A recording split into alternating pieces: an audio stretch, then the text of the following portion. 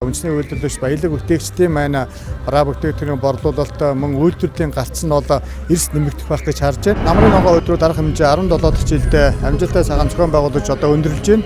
За энэ удаагийн арга хэмжээнд 460 гаруй аж ахуй нэгж байгууллагууд 2200 гаруй төрлийн бараа бүтээгдэхүүнээр оролцлоо.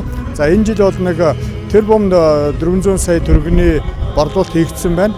За Монгол Улсын ерөнхийлөгчийн санааж ирсэн үндэсний хангамж аюулгүй байдал үндэсний хөдөлгөөн нь одоо орон дээр өрнөд 6 сар болж байна. Энэ хүрээнд бол энэ намрын ногоо өдрүүд бол одоо маш сайхан боллоо. Яагаад гэх юм бол 21 аймгийн хүнсний салбарт ажилладаг, газар тариалангийн салбарт ажилладаг хүнс үйлдвэрлэгч нар бүгдээ ирж оролцлоо.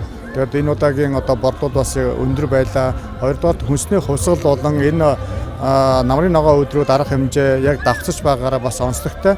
5 жилийн хугацаанд Монголын мал аж ахуй газар тариалан үндэсний үйлдвэрлэлийн салбарт ажиллаж байгаа үндэсний үйлдвэрлэгч баялаг бүтээгчдийн маань бараа бүтээгдэхүүний борлуулалт мөн үйлдвэрлэлийн галц нь бол эрс нэмэгдэх байх гэж харж байна. Яагаад гэвэл Монгол улсад хүнс үдэ аж ахуйн салбарын эрх зүйн шинжилгээд явагдаж байгаа. Дээрээс нь 1.7 их найдын хөрөнгө санхүү батлагдсан байгаа. Тэгэхээр энэ 2023 оноос энэ хүнс үдэ аж ахуйн салбарт эрс шинжилэл гарна гэж найдаж байна.